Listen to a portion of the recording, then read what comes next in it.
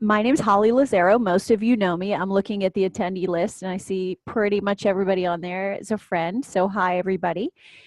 And I'll be co-hosting today with our FairPlanner software developer, Justin Panzer, who will be our presenter. He will be managing the on-screen display and walking you through the tutorial. But because we're in webinar mode, you're able to view only, which means we can't hear you, but that's okay, because down at the bottom of your Zoom webinar screen in the toolbar, you should see an icon labeled Q&A.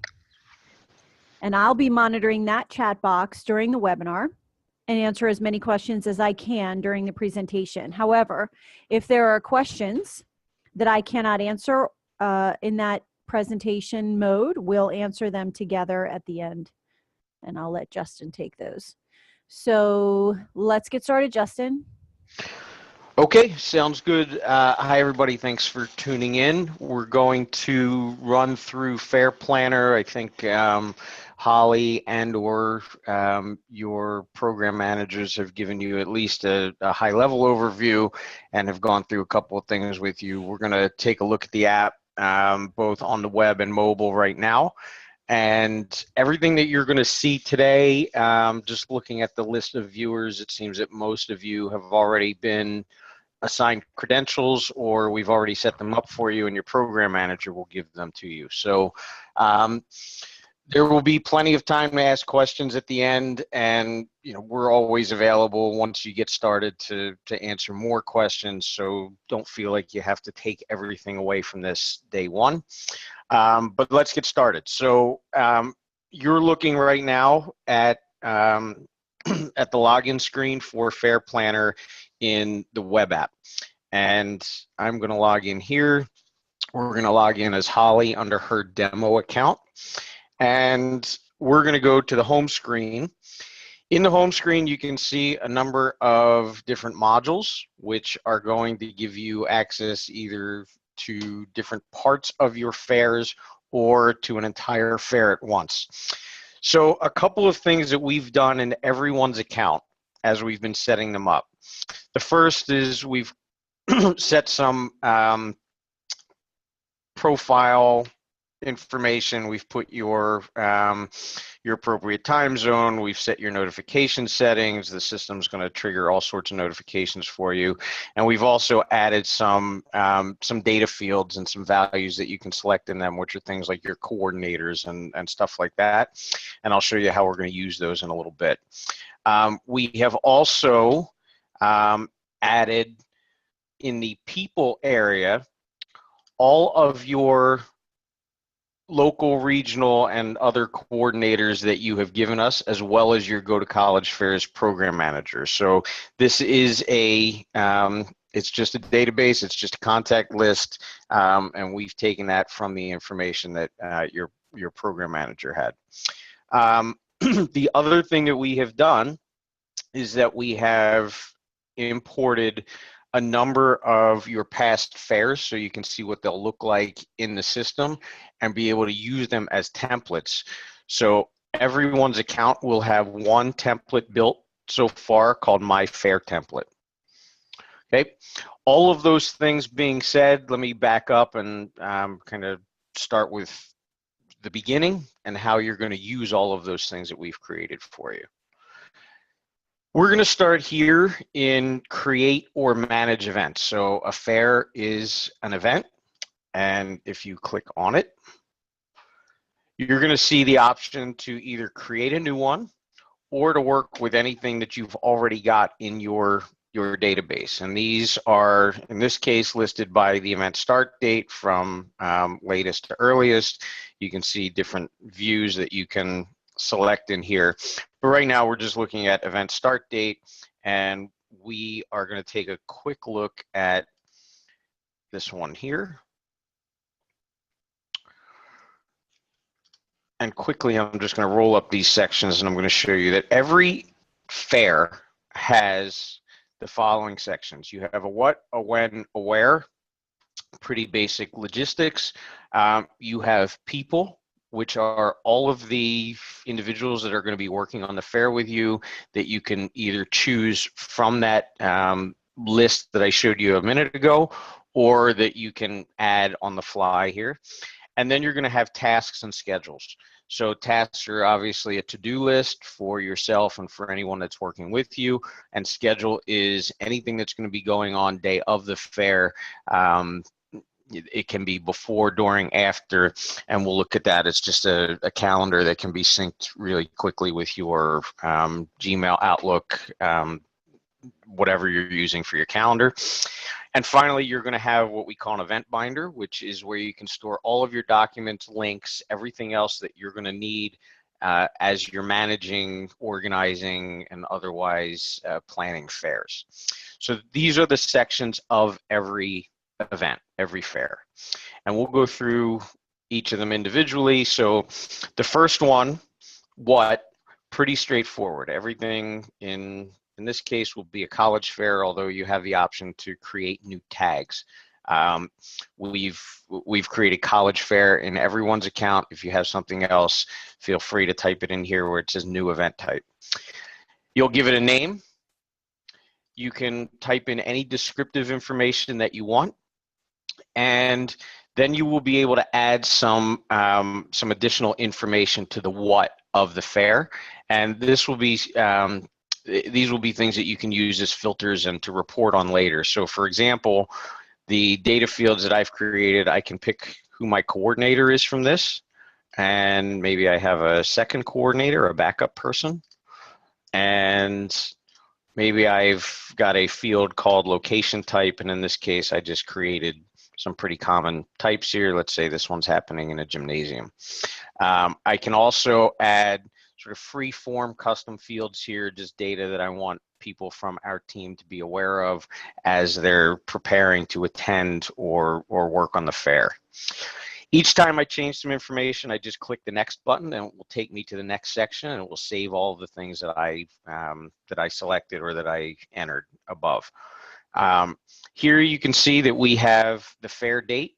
This one is on October 1st. It's going to be from 1 to 3 p.m. And you can see what we also did here is we set what we call project dates. And the reason for that is that even though a fair may take 2 hours, the planning for it may take 6 months or more. And you may want to create a to-do list that goes back a year, 18 months, 6 months, whatever it is. So that's what the project dates are. There's a little help in there to remind you of that. And again, we've got this set where we want it, and we'll click next. There is a Google Maps plugin for the where.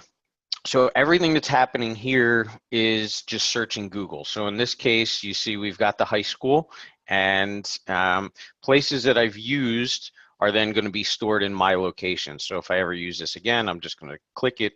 It's going to search Google for it, and it's going to find it here.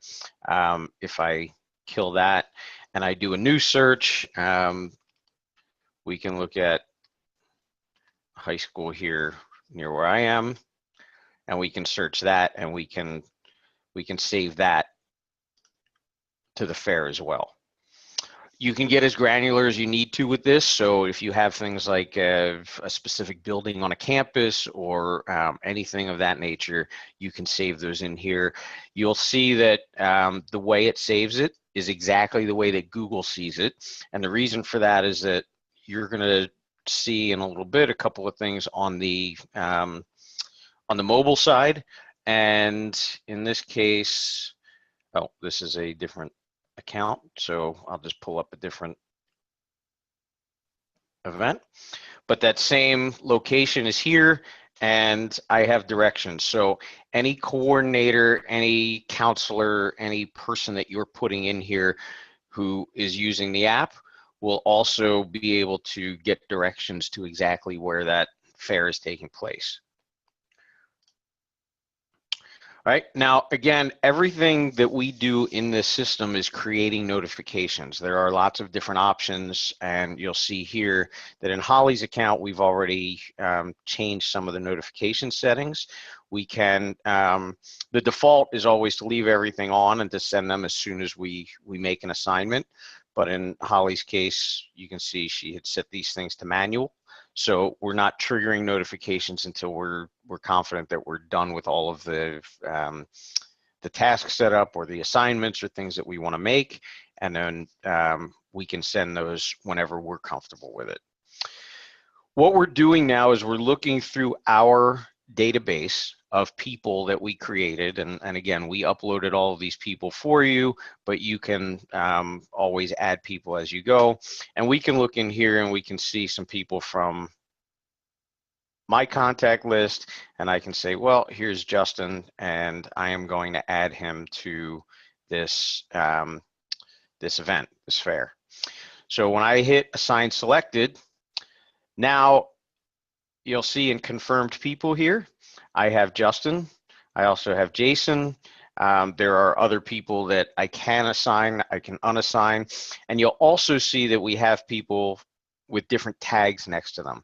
Those tags indicate the level of permission that this person has and the role that they're playing in our event. So as we assign someone to a fair, the default is always going to be school counselor, which is the lowest. It's kind of a read-only, information-only permission level. You can go all the way up to what we call Go to College Fairs Program Manager, and that will be your point of contact at Go to College Fairs. It will be someone that can come in and pretty much help you with anything that is in your account. They won't be able to delete things from your account. They won't be able to wipe out fairs and things like that. But if you need their help, they can easily log in and get to some of the data and see what you've got going on. And you can see everything that is there in between. In the documentation for the platform, you'll see what each one of these things, each one of these roles can and cannot see or do in the system. All right. As I change them, they will also, the tag will change next to them. And in the case where this person is assigned the program manager role or the higher level roles, they'll also get a notification telling them that they have been assigned to that. Now, notifications, I'm going to just run through really quickly before we move on. There are three ways that notifications are sent from the system. The first assumes that your entire team is new to this, your counselors, your coordinators, and everyone else. They're new to FairPlanner and they have never logged into it. So we're going to send messages to their email. Everyone's user ID is their email address. So when you load them in, you'll have an email and it will trigger a message to them that will tell them a little bit about the assignment that's been made. There will be links in those emails that will bring them back into FairPlanner, and those links will, the first time they get one, will ask them to create a password. Again, their user ID is already their email address, and they'll just be asked to create a password. Not much more that they need to do at that point. The second way that they'll get notifications will be up here. So you'll see that in this case, again, we're looking at Holly's account, and it looks like Nancy had updated something for Holly and sent her a notification. Michelle had done something. So you can see all of these things that have been happening, and Holly's been receiving notifications for them. For the time being, I'm not going to click on any of them, but if you do click it, it will take you right to the fair or the task or the area of the application that this assignment and this notification are related to. The third thing that we're going to do, and by the way, keep in mind that as your people get more comfortable and more used to working in FairPlanner, they can change the notifications. So they're not receiving them in all of these places. They're just receiving them however they prefer. What you'll see here is on the mobile side, I can get these. And so it says you have a task, or Holly has assigned you to something, or Holly's added you to something, and I will get these as FairPlanner push notifications. And again, if I just click the reminder or the notification, I'll be taken into the mobile app right to the thing that notification is associated with. Okay, so those are really the basics of getting people involved. From that point on, you can decide how much you want to have them coming in and out to complete tasks, to set up a schedule and things like that. So we'll take a look here. If you look at, see, I have something locked up in my browser. So let me just do this real quick. Okay, so if we come down here, you'll see this one doesn't have any tasks. Actually, let me go into one that I know does. I think I just did this one. Okay, we're just creating a to-do list here. So in the tasks, you can see something I want my staff or a counselor to do. Let's edit this and look at what the task form looks like. So I tagged it as a general logistics task. I gave it a name. I can put notes in here, and the people that I assign it to can also add notes to it. And I set up some due dates and some reminders and things that are going to trigger those notifications from the system. The only required date is this due date, and everything else is optional. But again, you can create these automated reminders that will be built into the task. Any task you have can have files, documents, URLs, anything attached to it. So again, if you're telling someone, I need you to do this as part of our fair, you can give them the documentation or the links that they will need in order to complete that task. And you can decide whether you're going to keep it for yourself and build your own to-do list, or you're going to assign it to someone else, which I'm going to do here. So then I'm going to save that one. And you'll see that now at this point, I have no tasks for myself, and I have 2 tasks assigned to other people. Neither of them have had any activity on them. They're both 0% complete. I did build in those notifications, those reminders, but let's say we're getting close to something, we're a little nervous, we see that it hasn't been created. I can send a quick reminder and just trigger something manually as well. Okay, very similar to the tasks, you've got a calendar. You've got a schedule of activities that are going to go around your fair, and these could be set up, they could be tear down, they could be some kind of presentation, anything that's happening in here. You know, let's call this one setup. Let's just leave it at okay, we'll do this. We're going to leave the location blank, which means it's going to default to the main location. And we can even assign this to people. So for example, if you have certain counselors that you don't want to see this, you have others that you would like to be included, certain coordinators, things like that, you can decide who's going to get this on their calendar, and you can save this as well. All right, here it is in a list view. Here it is in a calendar view. Okay. So we can see all of these things, and the calendar view is going to actually default to the date of the event, which is why you didn't see it there, but now there it is. And you can export these, you can sync these with Google Outlook, your Apple Calendar. You can get a subscription link to the calendar, so any updates that are being made in here are being made in your primary calendar, wherever that is. Okay, everything that we've been doing as we've been working through this has those attachments and those links that I mentioned.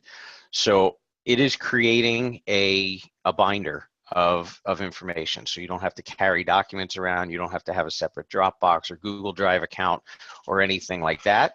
So everything is down here. You can see I have this sub event set up, and setup items, there's nothing in this binder folder. All right, but we're going to go to my more global binder for a second, and you're going to see that not only does each fair have its own binder, I also have a set of folders that I can use for just a general repository of of things. And you see I created a couple of folders here, floor plan templates, logo files, sample invitations, whatever they are. Let's just say for a second that I want a logo file, and we'll just put something. This is some picture, so we'll add that in here. Okay, now having it in here allows me and the people that have access to my account to use this file for anything. So let's say this was a logo file that I'm going to need as I'm planning a new fair. I'm just going to take this and I'm going to copy it. And so let's say I'm going to use it in this fair now. I can choose where it's going to go, and I can decide to put it in one of the folders here. So for now, we'll just stick it in something random like travel, and we'll just copy it there. So now those templates and those things that I use very frequently are going to be shareable across the different different fairs and the different planners and coordinators that I'm working with. Okay, so a couple of things now I want to just back up on. We went through everything that's in a fair. What I want to do is very quickly just go through how you create a fair. So we're going to go back to this create and manage screen. We're going to create a new one. And you're going to get three options here. You're going to either be able to create a new one from scratch, and you'll have all the sections we went through. You'll be able to create from a previous event, which is pretty much just cloning an event. So let's say that you have this this one I made up here, this Washington Lincoln High School Fair. It's approximately the same time every year. It's got about the same schedule. It's in the same location. You can just go and choose that, and you can do it again. So let's say that I did it here. It was 10/20/2018. The only difference now is I may make this 2019, and I'm going to move it to 10. Maybe it shifts by a day for 2019, and I'm going to create that. Everything that I did in 2018 is now going to come over with me for 2019. Okay, I'm going to cancel that. The other thing is templates. So again, we created a very generic template for everyone in each of your accounts, and we used one of your past fairs as the template. So if your fairs look like they're typically 2 hours long, we made them all 2 hours long in the template, 2.5, etc., that sort of thing. If they're always in the morning, if they're always at night, whatever. So if you look at this, you can say my fair template, we're going to give this a name. So some famous name high school, right? And again, let's say that we're going to do it here. Let's make 2018 just so it's not too far out, and we're going to create it. Now, you'll see what it does is it creates something based on that template that has all of the same fields that you can choose from, okay? And in this case, you'll see that it's given us about a three or 4 month planning window, and it's made this from 6 p.m. to 7:30 p.m. We can absolutely go and change this. Everything is editable. So, you know, let's say this one's going to be in the morning, and we're going to leave it there. We're going to put the location. Again, we built this from a template, not from a previous event, so it doesn't have the location already populated. So you'll put the location in, you'll put your people in, and you'll move on from there. All right. Once you have all of these things in here and you're building your events, you can save your own templates. So if you like the one we created, but we put them all in the afternoon, and so it defaults to 4 p.m. to 6 p.m. and you want one that's a little different for the morning, you can build that and you can save this as a template. So you have a lot of options to create your own things in here as you're moving along. Okay, so we've got all of these things. The most important part of this now is being able to kind of extract some data from it and learn from it and see what we're doing and keep things on track and just generally streamline everything. So let's go to reports for a second, and then we'll take a look at what's happening. So reports are really easy. They're just a set of drop downs and some filters, and they just call up all of the data that you've been using as you've been building those fairs. So let's just say here, for example, we're going to do what we call a, we'll take a task report. And let's say that I want to see all of my events and all of my task types and assignment and test status. So this is giving me some filters. I can say, you know what, I want to see all of my events. I want to see anything that is general and logistics. I want to see things that are assigned to someone other than me and that are incomplete. And just for the heck of it, let's say for the next year. There's my list. Okay, now this one is a lot of fake and random data, but you can see here that there's a list here of all of those things that meet that criteria, and it's in a table, so maybe there's some things I want to take out of here, so I can do that as well. And this, with this save report button, if there's something that you want to run on a pretty frequent basis, you can save this report and plug it into your favorites. Your favorites are listed over here. So you click the little hamburger icon, and we are going to get some of our saved reports. You can see here we did a report called Next Year's Fairs by Coordinator. So I'm just going to pull that up. And you can see I've already got it. There's been some reordering of fields, some columns have been removed, all of this kind of stuff. And I can look at it all in here, or I can export that information.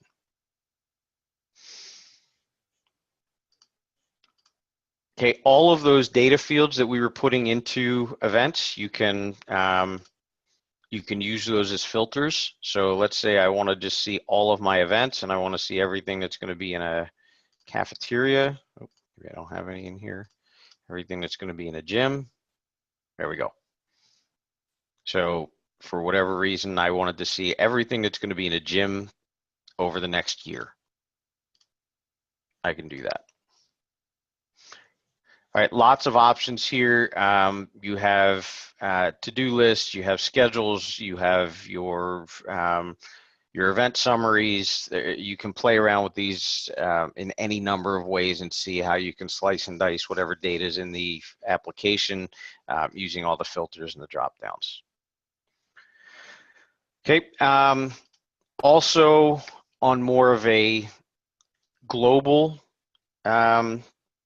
application-wide basis, you'll have an inbox.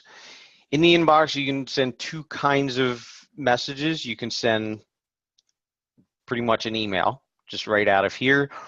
These emails, because they everyone's user ID is their email address, you can reply back and forth from a regular email inbox. You'll get copies of the notifications if you leave that turned on in the regular email inbox, but everything will be stored in here, and you can always tag it and associate it with one or multiple fairs. So here are, just like you may have dozens and dozens of folders in Outlook today, instead of doing that, you'll have those folders in here, and everything for any fair will be all grouped together. The other type of message that you'll have is chat messaging. So very simple. It's like instant messaging or texting, but you don't need to worry too much about creating those group text lists and those group chats. We're just going to start a new chat, and it's immediately going to ask us who we want to speak with.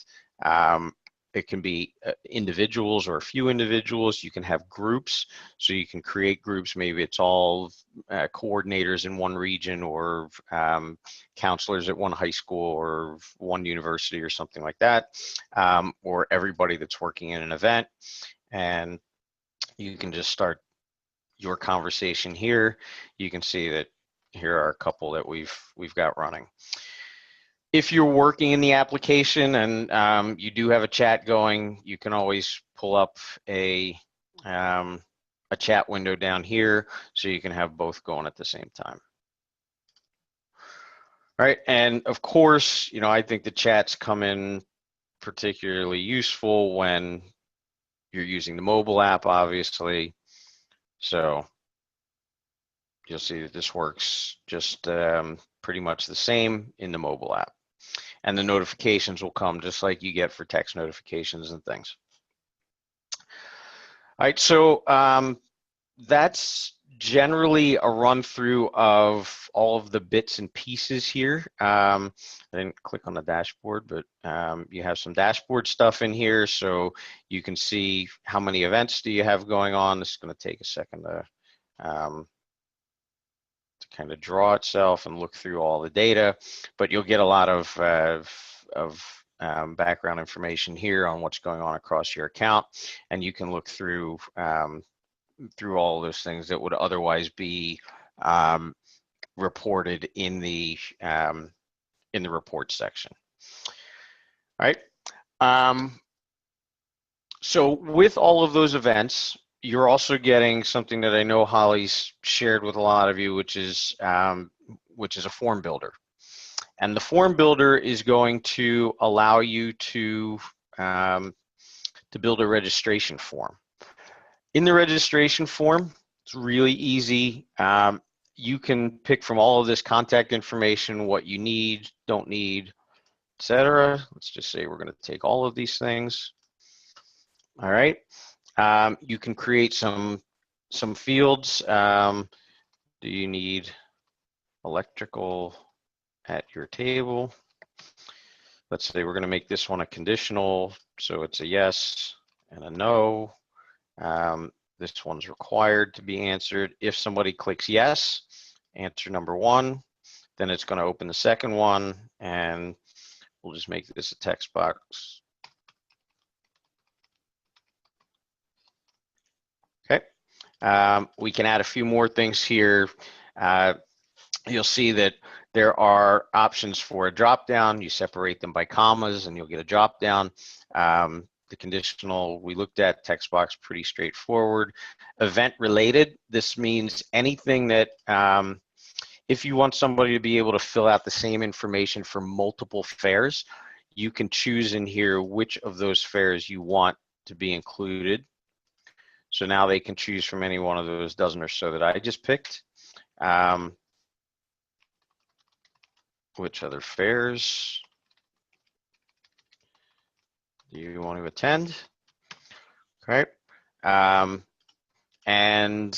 the other thing that we have is what we call a large text box, which obviously is, I think it's 250 characters. So it's a pretty good size text box that people can fill out information for. Okay. You decide which are required, which are not, and then also we're going to check which ones go in the email, because what we're going to do in a second is create an email confirmation message. So two things we have to do before that so we can save our form. One, we're going to talk about which domain this goes on. So this is going to generate a piece of code, HTML code that you can give to your web people, and you can put on whatever registration page you're going to use for this this fair, and you need to give it a name. So let's just say we're going to go to college fairs, and we're going to call it test for webinar. Okay, we don't need the user to set a password. We are going to receive notifications for this form. We can set up ticketing. If we set up ticketing, that means that we can take payments, or we can set up non-paid tickets, but we can set a limit on the number of tickets and the types of tickets and things like that. So for this, we're not going to do any paid, so we'll take some things off, but let's just say basic, and we can sell 100 of those. This is unpaid, and something extra, we're going to do 10 of those, and this one costs $1,000. Right? Customize the acknowledgement email. That's all the stuff that we were talking about up here. You can see we can create an email. You can put graphics and all sorts of other things in here. So when someone submits your form, they're going to get an email that looks exactly like what you've created in here, and you have options for all these merge tags. Once we click save, this is going to be presented to you. You can put this on a web page, and then any changes that you make to this form are going to end up updating in real time on that web page. So if you give me a second, I can take you to one. I got to go onto another screen here.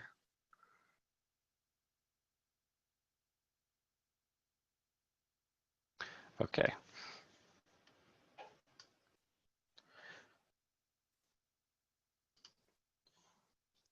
So you can see here we have one of these forms that we created. It's all in here. The other thing that you'll see is that we have a calendar up here, so we can show you how that got there. So your calendar of fairs also has a similar piece of code to it. So if I say that I'm going to publish this calendar, it will show me right here, and it'll give me the same type of code snippet, and I can put that on any web page as well. So all of my my fairs are listed, and everyone who has access to my web page can come and look at a schedule of fairs for the year.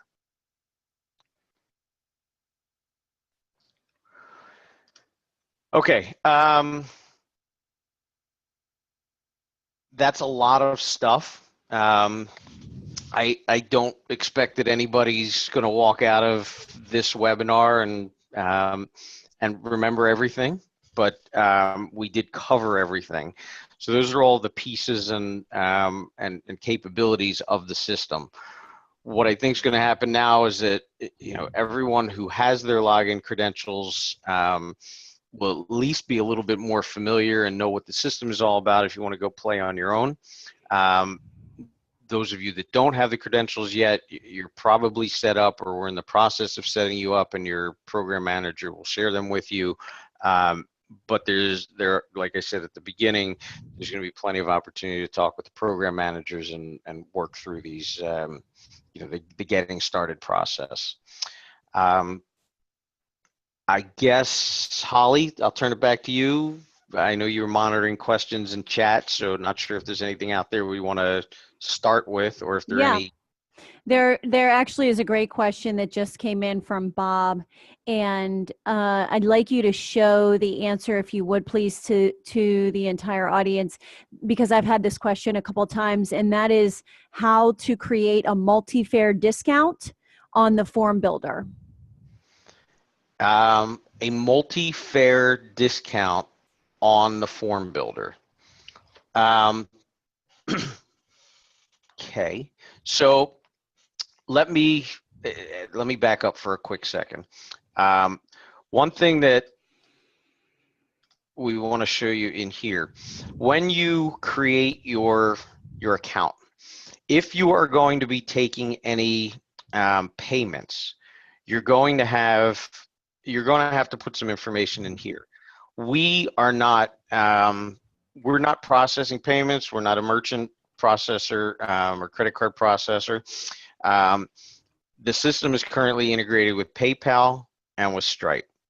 If you have a PayPal account, you're going to put your key information in here, and you'll be able to then take payments through that form. Any credit card processor or merchant account, or especially these online payment gateways, have coupon creation. And those coupons will allow you to offer discounts to your customers, to your registrants. So anything that you want to set up as a coupon, you'll have to do in your payment gateway and share that with your registrants, and then they'll be able to enter it in the form. Every form that has a payment section offers the coupon code section as well. Does that pretty much hit it? I don't know. Let's see what Bob has to say about that question. Let's wait for that. Yeah, I think it does. Yeah, Bob says it does for him. And Okay. I mean, I don't know, Justin, I'd like to hear your opinion, because another way that I've presented it is that it can be a different different ticket items. So if someone wants to group fares by region and have those fares be a clumped together rate, that was another suggestion I made. Would you speak to that? Do you think it's better to do one way or the other, or is it just a couple different ways to get it done? Yeah, I think any of those are options. One of the things you can do if you want to create ticket types here, I just did basic and special, but let's say you had, early bird and late. You can have full regional package and local package. You can, whatever you want to do, you can make different ticket types. You can set up different coupon types. Depending on which payment gateway you're using, you may have a little bit more flexibility with some of the coupons than with others. So there are a lot of different ways to work within this this ticketing section, and it really just comes down to a personal preference and what you think is going to be most comfortable for you. I also have told folks never to worry about creating these forms, especially for the first time on their own. Form building is maybe one of the most important things that they'll do as a user, because that's one of the things that's customer facing for them. And so I just want to reiterate that we have great support here. As you're building your form, get one of our support staff on the phone and let us help you with it. There's no reason for you to be out there figuring it out on your own. So I'm looking down the list of attendees. Each of these fair organizers has different scenarios, so it's going to be hard for us to answer globally how each one will work. But you could certainly throw those questions in right now, but you should also know that when it comes time to building your form for registration for your fairs, get yourself as far as you can on your own, and then pick up the phone and call one of us here. We'll help you.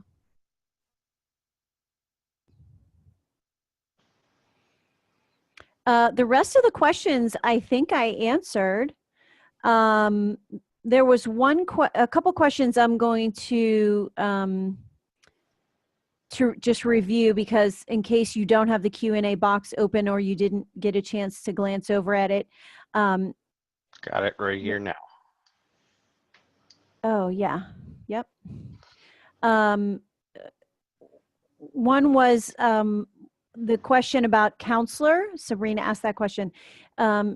Just regarding the different permissions and people types that we have in the system. The question was, what is the counselor designation? And so what I answered to Sabrina was obviously that some planners do communicate with high school counselors. Some high school counselors are local coordinators, but also I think it's important to mention, and I think Justin did say this, you can define in your own mind what each of these designations means to you. We put them together in the way that, after working with you guys for 10 years, we've heard you talking about the people that you work with. But certainly, assign those designations as you see fit. And furthermore, if there are additional designations or if you think we got that wrong, just, email me. I'm always interested in feedback. The other question, let's see, let me just run through these. Shepard asked about onboarding the data. If there's anybody on the call for whom we have not yet onboarded your data, we're happy to take your Excel spreadsheet of this year or even of last year and onboard that so that you don't have to worry about getting all your data in the system. That's the easiest way and the most effective way to get you started on this program. Those are the only questions that I think I wanted to make sure that I vocalized to the entire group. Just a new question from Becky. Does this system completely manage attendee lists? And would that then be contacted as a group prior to the fair? Becky, do you mean students or colleges? Okay, so she's asking if it manages the attendee list by college, Justin. So what Becky's looking for is a little bit more insight as to how the colleges get pushed into the event by completing their form and how that all works. Can you explain that? Yeah, so when you create the form, obviously you can create a field for what university, what organization, whatever you are from. And that's just another data field that we can look at in the reports. So the individual that signs up through the registration form will have name, title, et cetera, et cetera, et cetera. And all of that may include the university. When you create the registration, the form, and you'll see, I think I just kind of glanced over it very quickly, but in the forms, when you're creating your ticket types, oops, this one, right? When you're creating your ticket types, you're going to see that you also have something here called people per ticket. So you can, let's say, specify that for each one of these tickets, you can bring 2 people or 3 people or 10 people. And that will allow a registrant to come back in and add the information of those people. So that would require them to then come into the system or at least send you information that you can put in the system. But you can set it up that way so that you can allow more than just one person with a ticket. Can you also show, since you're in forms, and I don't think you showed this, but I was trying to manage questions, so maybe I missed it. Can you also show how all the events that they're planning can be included in one form as a checklist? Yeah, I did that. So that Sorry. is no, that's fine. But again, that's the one that is an event related field. So I'll just grab one more and we can do event related again. And this shows us everything that I've gotten here and basically says, well, which ones do you want to let people pick from? Oh, I see that you did that. Yeah. So we're going to just do that right here. And so now when I look at the form, it's going to have all of these listed to pick from. I will say that for the next, hopefully for the next webinar or maybe the webinar after that, but for sure when we do a webinar specifically about form building, which by the way, we will be doing very soon, we'll do some general webinars like we just did. This is sort of a broad overview, and then we're going to do webinars on some of the trickier modules. We'll do an entire webinar on that, and one of those is going to be form building. And for that webinar, we'll have a live iframe set up so you can see as Justin changes and manipulates this form, how that automatically updates live on your website. I've spoken with all of you about what an iframe does and how it works.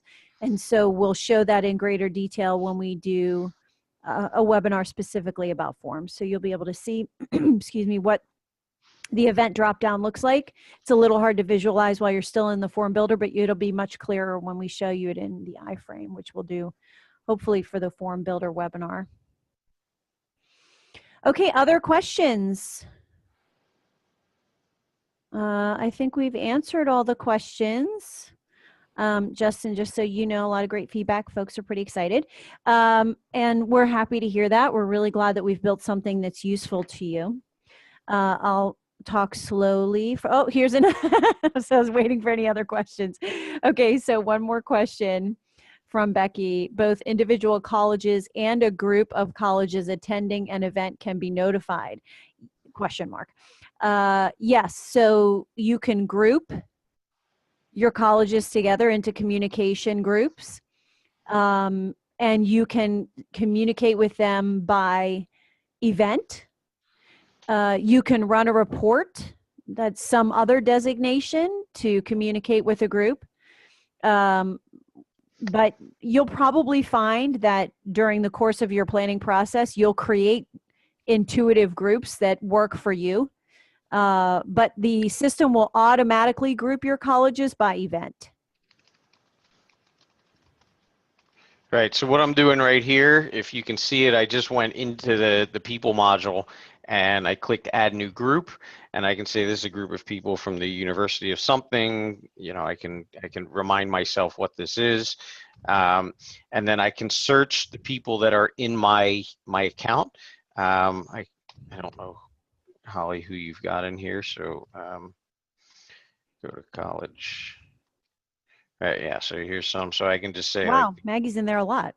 yeah, this is long story on that one, but a lot of those of you looking won't have all of these duplicate entries and stuff. A lot of test data here, but you'll see. So I got all my go to college fairs people, and now I'm just going to save them as a group. So and that doesn't trigger any notification. It doesn't do anything other than you know, create them as a group for you that you can always go in here and say, you know, who is in my my group, and right now it's just Maggie. So one of the ways that I would foresee that being used is perhaps by region or by state, sometimes by week. You know, again, each of you guys plans your fairs differently, so you'll figure out how to customize these functionalities to work best for you. And I can't say it enough. If you're not sure about how to use something, or if there's something you wish it did, call us up. Probably does do it, and we'll show you how. I'm going to talk slowly again, looking at the question box, see if there are any other questions. Okay, so it looks like there are no more questions, and I'm really excited that each of you participated in today's webinar. Our next webinar is February 1st at 3 p.m. Eastern Standard Time. You should have received an invitation for that webinar as well. Feel free to share that with any colleagues of yours who were unable to attend today. A recording of this webinar will also be sent to all attendees via email later today. So still no questions in the chat box. So I will say thanks again for attending and happy planning.